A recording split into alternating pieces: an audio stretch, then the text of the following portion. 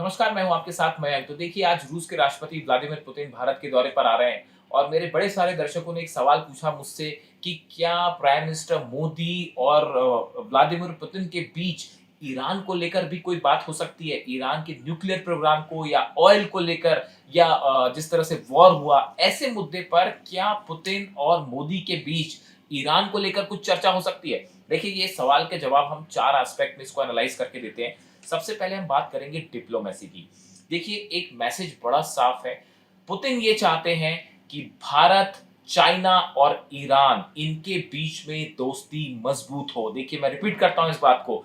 Putin की ये कोशिश है कि भारत, ईरान, चाइना और रशिया इन चारों देशों के बीच में दोस्ती मजबूत हो। देखिए, थोड़े समय पहले रूस के जो विदेश मंत्री हैं लावरोव, उनकी तरफ से एक बयान आया था और उन्होंने इस बयान में ये कहा था कि अमेरिका या वेस्टर्न कंट्रीज ये चाहती हैं कि भारत और चाइना के बीच में दुश्मनी बढ़े ताकि ये दोनों एक साथ ना आए। इसी तरह की बात उन्होंने ईरान को लेकर भी कही थी कि वेस्ट ये चाहता है कि ईरान को अलग थलग कर दिया जाए।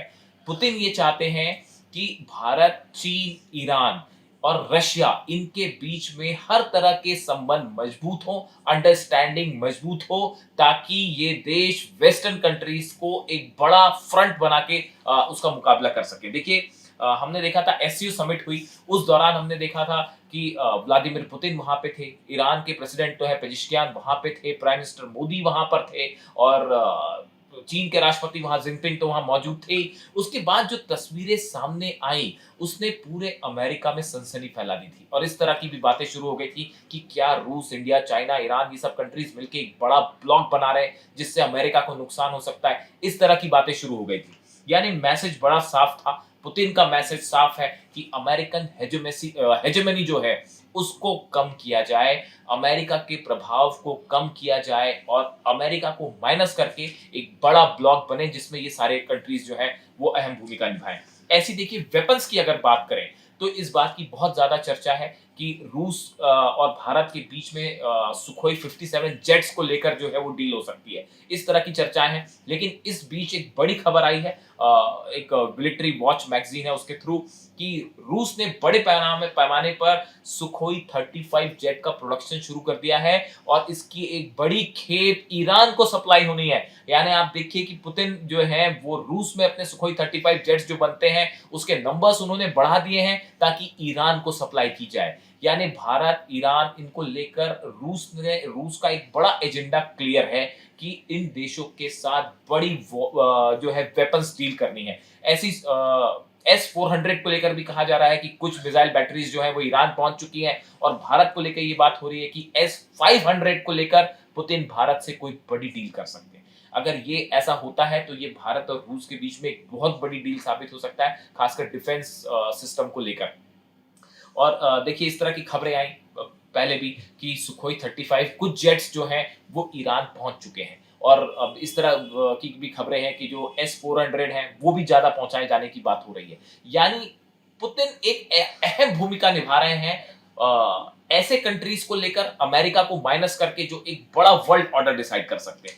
देखिए, तीसरी बड़ी बात है ऑयल। जिस तरह से अमेरिका ने भारत के ऊपर जो है टैरिफ लगाया, दबाव बनाया कि रूस से ऑयल ना खरीदें, उसके बाद सबसे बड़ी कंट्री ईरान थी जिसने भारत को ऑफर किया कि आप जितना तेल चाहें हम आपको देने के लिए तैयार हैं। उसी तरह रूस भी लगातार सस्ता तेल देने को तैयार है। यानी आप देखिए, भारत, रूस, ईरान, चाइना इनको लेकर आपस में एक ऑयल व्यापार को लेकर बड़ी चर्चा हो रही है और ये पुतिन चाहते हैं कि इनके बीच में एक मजबूत ट्रेड प्लेटफॉर्म बना रहे।